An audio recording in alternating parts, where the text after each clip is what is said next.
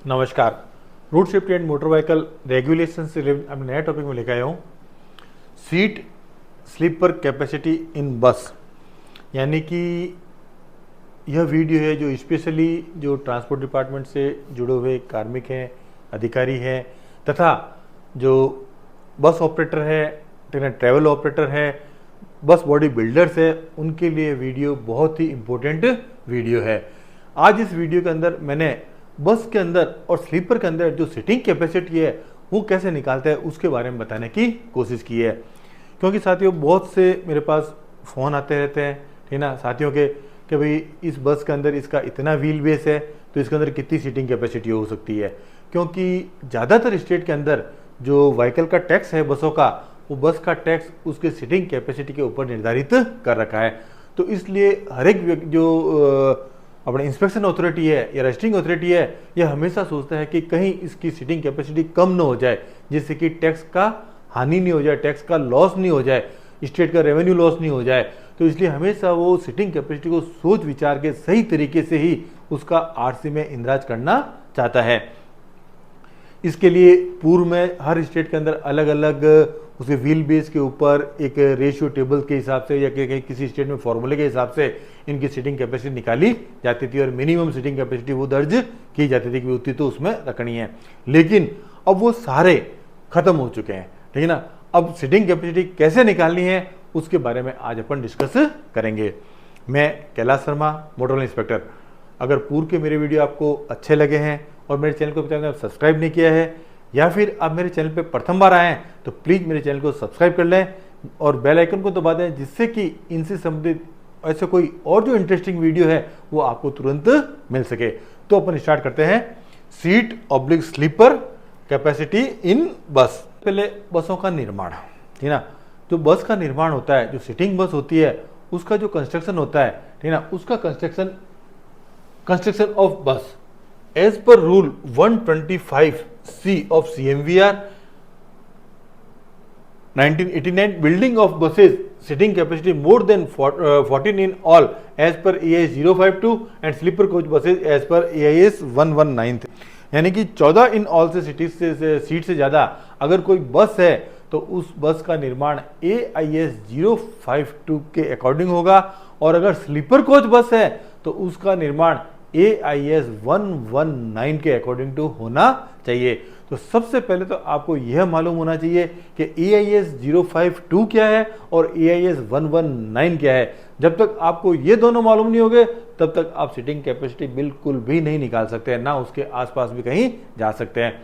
इसके लिए मैंने दोनों के लिए AIS 052 के लिए और AIS 119 के लिए मैंने अलग से वीडियो बना रखे हैं। AIS 052 के लिए मैंने 2 वीडियो बना रखे हैं, इसमें मैंने पूरी डिटेल के अंदर बस बॉडी के कंस्ट्रक्शन के बारे में बता रखा है, और AIS 119 के अंदर मैंने स्लीपर कोच बस के कंस्ट्रक्शन के बारे में बता रखा है। तो साथियों, अगर ये वीडियो आप देख रहे हैं, सीटिंग कैपेसिटी निकालना चाहते हैं, तो सबसे पहले आपको वो वीडियो देखने पड़ेंगे। जब तक आप वो वीडियो नहीं देखें तब तक आपके ध्यान में नहीं आएगा कि बस के अंदर मॉडल कौन कौन से होते हैं, बस कौन कौन सी टाइप की होती है, लेग स्पेस क्या होता है, गैंगवे क्या होता है, इनके बारे में जब तक आपको नॉलेज नहीं होगा तब तक आप सीटिंग कैपेसिटी नहीं निकाल सकते हैं। उसके बाद parameters consideration for seating capacity. अब पहले अपन यहाँ पे सीटिंग बस की बात कर रहे हैं, यानी कि AIS 052 के अकॉर्डिंग जो बसें बनती है उसके बारे में बात कर रहे हैं। तो अब जब आप सीटिंग कैपेसिटी निकालेंगे तो जो मेरे हिसाब से है, ठीक है ना, मैंने नोट किया है, ये जो मैंने 4 पैरामीटर्स बताए, इन चारों पैरामीटर को पहले आपको देखना पड़ेगा। सबसे पहले टाइप ऑफ बस, यानी कि आपकी बस कौन से टाइप की है। टाइप 1 की है, 4 प्रकार की बसें होती है, type 1, type 2, type 3 and type 4। Type 4 होती है वो स्पेशल पर्पज बस होती है, ठीक है ना। और टाइप 1, टाइप 2, टाइप 3 के बारे में डिटेल से मैंने मेरे AIS 052 पार्ट 1 के अंदर बता रखा है कि ये कौन कौन सी बसें होती है। तो सबसे पहले आपको डिसाइड करने पड़ेगा कि आप जिस बस की सीटिंग कैपेसिटी निकाल रहे हैं वह बस कौन सी है, टाइप 1 है, टाइप 2 है या टाइप 3 है। Second number model. अब उस बस का मॉडल कौन सा है, ठीक है ना। मॉडल NDX है, नॉन डिलक्स मॉडल है, ठीक है ना, सेमी डिलक्स मॉडल है, डिलक्स मॉडल है या AC डिलक्स मॉडल है। इन चारों में से कौन से मॉडल की बस वो है। अब ये कौन कौन से होते हैं ये भी मैंने उस वीडियो में डिटेल में बता रखा है। ये दोनों चीज़ें फिक्स हो गई आपकी कि जैसे मैंने टाइप 2 बस है मेरी और ये सेमी डिलक्स बस है, ये दो चीज़ें हो गई। उसके बाद लेआउट ऑफ सीट्स। अब इसके अंदर आपका सीट का लेआउट कैसा है, ठीक ना, आपका 2x1 लेआउट है या 2x2 लेआउट है या 2x3 लेआउट है। 2x1 का लेआउट का मतलब एक तरफ 2 सीटें लगी हुई, एक तरफ 1 सीटें लगी हुई। अब ये लेआउट जो आप बस इंस्पेक्शन कर रहे हो उस बस के अंदर ये अलाउ भी है या नहीं है लेआउट, ये भी आपको पहले देखना पड़ेगा, ठीक ना। जैसे बस तो है आपकी एनडीएक्स और उसमें लेआउट कर दिया आपने 2x1 कर दिया, अब उसमें 2x1 लेआउट अलाउ ही नहीं है, अगर उसने बस बना दी है तो बस का कंस्ट्रक्शन ही वो गलत हो जाएगा। तो अब तीसरे नंबर पे आपको यह ध्यान देना है कि उसका लेआउट कौन सा है। फिर चौथे नंबर पे आ जाएगा available carpet area for seat. उसके बाद जो सीट का जो जहाँ पे सीट फिट होगी उसका कारपेट एरिया कितना है। ये 4 चीज़ें आपको सबसे पहले नोट करनी पड़ेगी, फिर आपकी सीटिंग कैपेसिटी निकाल सकते हैं। अब है सीटिंग अरेंजमेंट के बारे में। यहाँ पे मैं ब्रीफ के अंदर जो कॉमन बस है उनके सीटिंग लेआउट के बारे में बता रहा हूँ। जैसे सामान्यतः जो बसें होती है टाइप 2 और टाइप 3 की बसें के बारे में बात कर रहे हैं, ठीक है ना। मैं यहाँ पे बात करता हूँ जो सामान्यतः बस होती है टाइप 2 और टाइप 3 की बसें होती है, ठीक है ना। अब इसके अंदर आपका 2x1 लेआउट है, ठीक है ना, सीट का। अब 2x1 लेआउट देखते हैं तो आप किसके अंदर है, किसी के अंदर 2x1 केवल मिनी और मीडियम बस के अंदर अलाउ कर रखा है।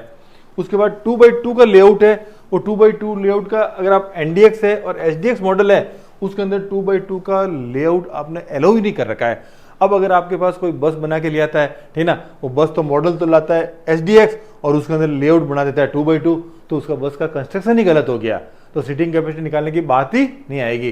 तो आपको यह देखना है, ठीक ना। उसके अलावा जो बस बॉडी मैन्युफैक्चर है उससे यह लिखवा के लेना है कि उसने बस का कौन सा मॉडल बनाया है, उसने एनडीएक्स बनाया है, एचडीएक्स बनाया है, डीएलएक्स बनाया है या एसीएक्स बनाया है, तो ये मॉडल आपको उसे लिखा के लेना है। और उसके अंदर वो लेआउट अलाउ है या नहीं है EI 052 के अंदर, अगर वो लेआउट अलाउ नहीं है तो बस का कंस्ट्रक्शन ही गलत है। तो ये आप सबसे पहले 2x3 इसके अंदर इनके अंदर अलाउ है, ठीक है ना। तो ये आप सबसे पहले देखें कि जो लेआउट है उस लेआउट उस मॉडल के अंदर अलाउ है या नहीं है। अब लेआउट हो गया, उसके बाद जो seat dimension as per EIS 023 जो सीटों का डायमेंशन होता है, अब सीटों का डायमेंशन EI 023 के अकॉर्डिंग टू होना चाहिए। अब इसके लिए डिटेल में तो मैंने वहाँ पे बता रखा है, यहाँ पे मैंने ब्रीफ के अंदर वापस बताया। जैसे टाइप 2 और टाइप 3 बस की बात करें अपन, तो minimum width of available space for seat, यानी सीट का जो 2G वैल्यू है, यानी कि ये वाली जो मिनिमम स्पेस है सीट की, ठीक ना, ये वैल्यू अगर इंडिविजुअल सीट लगी हुई है तो 500 मिलीमीटर होनी चाहिए, और अगर कंटिन्यू सीट लगी हुई लगातार तो ये 450 मिलीमीटर होनी चाहिए। उसके बाद सीट स्पेसिंग यानी पिच, एक सीट से दूसरी सीट के बीच की ये दूरी, ये आपको पी ये वैल्यू, जैसे इसके अंदर 680 इसके अंदर भी 680 होनी चाहिए। तो सबसे पहले आपको ये वैल्यू आपको ध्यान में होनी चाहिए कि मैं किस बस का इंस्पेक्शन कर रहा हूँ। अगर मैं टाइप 2 बस का इंस्पेक्शन कर रहा हूँ, अगर उसमें इंडिविजुअल सीट लगी है तो 500 मिलीमीटर उसकी चौड़ाई होनी चाहिए, और जो स्पेसिंग है दोनों सीट के बीच की दूरी वो 680 मिलीमीटर होनी चाहिए कम से कम। अब है कैलकुलेशन ऑफ सीट्स, यानी कि एक मैं सिंपल एक एग्जाम्पल देके, है ना, यहाँ पे सीट की कैलकुलेशन करना बता रहा हूँ कि सीट की कैलकुलेशन आपको कैसे करनी है। मैंने एक बस का ये जो अंदर का व्यू है वो यहाँ पे लेने की कोशिश की है। बस की जो अधिकतम चौड़ाई है वो 2.6 मीटर होनी चाहिए, वो मैंने मैक्सिमम इसकी चौड़ाई ले ली है। मैक्सिमम चौड़ाई 2.6 मीटर हो सकती है तो मैंने ले ली है, ठीक है ना। उसके बाद जो इसका व्हील बेस है इस बस का, वो व्हील बेस है इसका 6200 यानी 62 mm इस बस का व्हील बेस है। अब इस बस की 62 mm व्हील बेस के बस की अपन कैलकुलेशन करते हैं कि इसमें कितनी सीटें लग सकती है। सबसे पहले आप निकालोगे ओवरहैंग, ठीक है ना। ओवरहैंग यानी कि जो एक्सल हो गया, रियर एक्सल हो गया या अगर इसका फ्रंट एक्सल हो गया, ठीक है ना। तो रियर एक्सल के बाद इसका जो ओवरहैंग है, ओवरहैंग यानी कि 60% व्हील बेस का हो सकता है, ठीक है ना, मैक्सिमम। तो 6200 का व्हील बेस 60% मैंने निकालिया तो 3720 मिलीमीटर आ गया, 3720 मिलीमीटर इसका व्हील बेस आ गया, सॉरी ओवरहैंग आ गया। तो मैंने ये मैक्सिमम ओवरहैंग यहाँ पे ले लिया है। इसकी चौड़ाई ले ली मैक्सिमम मैंने, व्हील बेस के अकॉर्डिंग टू इसका ओवरहैंग मैंने मैक्सिमम ले लिया है। अब इसकी जो टोटल लेंथ है वो टोटल लेंथ होगी 12 मीटर, ठीक है ना, इस बस की।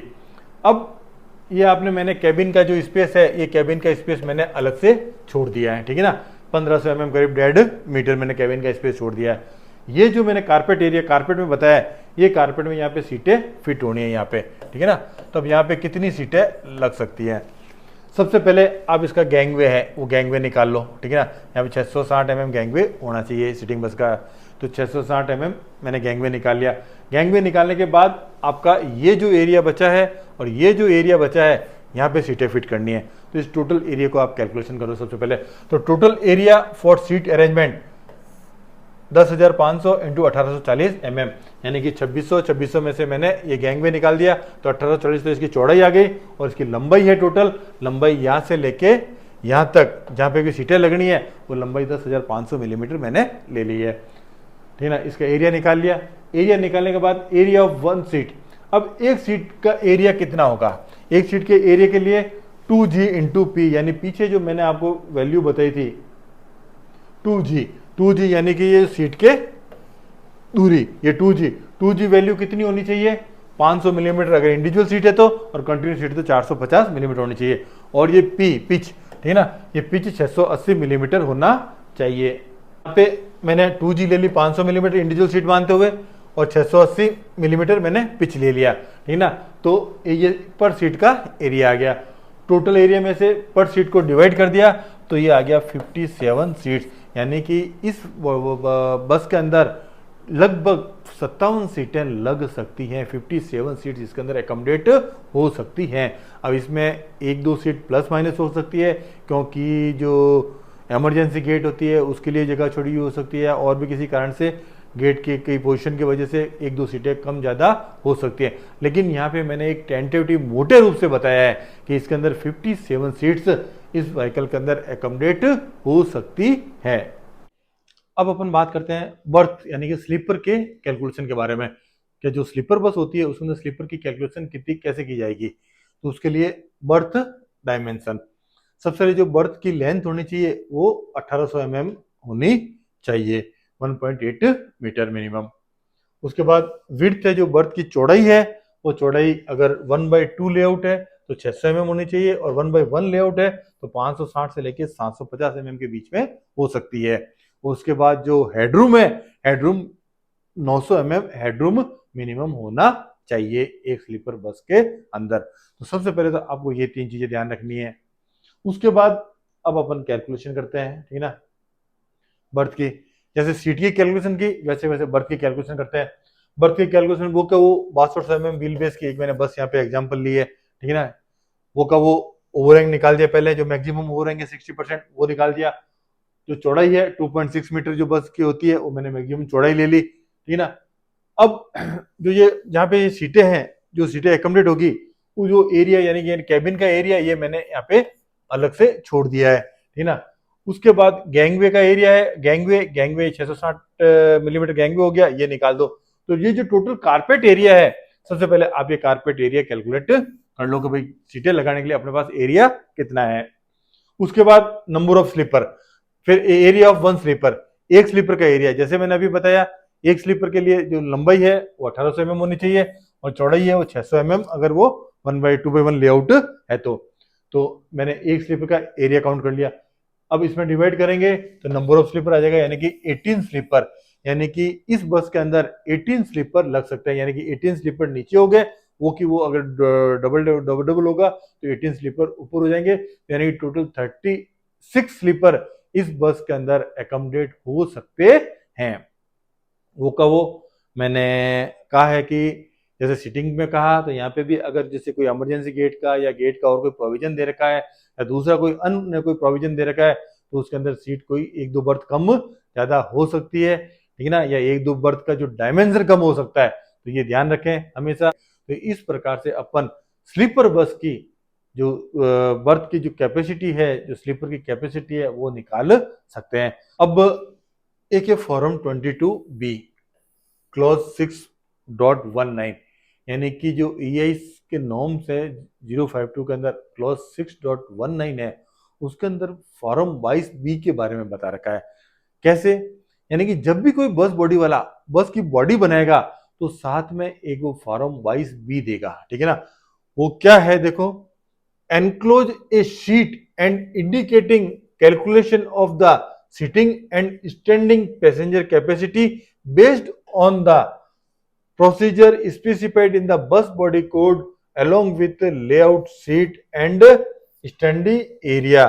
यानी कि जो बस बॉडी बनाएगा, जो बस बॉडी बिल्डर है, वो साथ में एक 22B फॉर्म देगा और 22B फॉर्म के साथ में एक वो सीट बना के देगा। उस सीट में वो सीटिंग का और स्टैंडिंग का लेआउट बना के देगा। जैसे मैंने पहले अभी लेआउट आपको बताया है, उस प्रकार का लेआउट वो बस बॉडी बिल्डर बना के देगा, ठीक है ना। किसके अकॉर्डिंग टू, जो बस बॉडी कोड है AS052 के अकॉर्डिंग टू वो बना के देगा। तो जब भी आप बस का रजिस्ट्रेशन करें तो उसकी डिमांड भी साथ में जरूर करें और इसको भी चेक करें कि आपने जो व्हीकल का फिजिकल इंस्पेक्शन किया है वह इंस्पेक्शन उसके 22B फॉर्म के जो साथ में लेआउट दे रखा है उस लेआउट के अकॉर्डिंग टू है या नहीं। और ये 22B फॉर्म साथ में लगाना है बस बॉडी के अंदर। अब मैंने यहाँ पे जो सीटिंग कैपेसिटी है उसका एक टेंटेटिव चार्ट बनाया है, रेडी रेकनर जिसे अपन कह सकते हैं। जैसे ये जो प्रचलित व्हील बेस की जो व्हीकल्स आते हैं, ठीक है ना, ये जैसे ये मैंने व्हील बेस लिए हैं, ठीक है, मिलीमीटर के अंदर। इन व्हील बेस के अंदर मिनिमम सीटिंग कैपेसिटी कितनी हो सकती है? अगर लेआउट 2x1 है लेआउट तो 25 सीटें मिनिमम हो सकती है, 2x3 लेआउट है तो 32 हो सकती है, 2x2 है तो 32, 2x2 38, 2x3 लेआउट 45। तो इस प्रकार से मैंने एक यह सीटिंग कैपेसिटी का रेडी रेकनर बनाया है। अब मैं वापस यहाँ कहना चाहता हूँ ये फाइनल नहीं है, क्योंकि इसमें कुछ मॉडल पे भी डिपेंड करेगा, ठीक है ना। इसके अलावा जो बस के अंदर जो एग्जिट की लोकेशन है उस पर डिपेंड करेगा, इमरजेंसी गेट पे डिपेंड करेगा, इसलिए कुछ 2-3 सीटों का कम ज्यादा हो सकता है। लेकिन मैंने एक टेंटेटिव मोटे रूप से ये बताया है कि इतनी सीटें होनी हो सकती है इतने व्हील बेस के अंदर। तो आप मोटे रूप से ये अपने दिमाग में रख सकते हैं। तो साथियों ये था बस बॉडी एंड स्लीपर कोच के अंदर सीटिंग की कैलकुलेशन और स्लीपर की कैलकुलेशन कैसे की जाती है। साथियों अगर वीडियो अच्छा लगा है ज्यादा इसको शेयर करें, लाइक करें, सब्सक्राइब करें। Thank you. जय हिंद, जय भारत।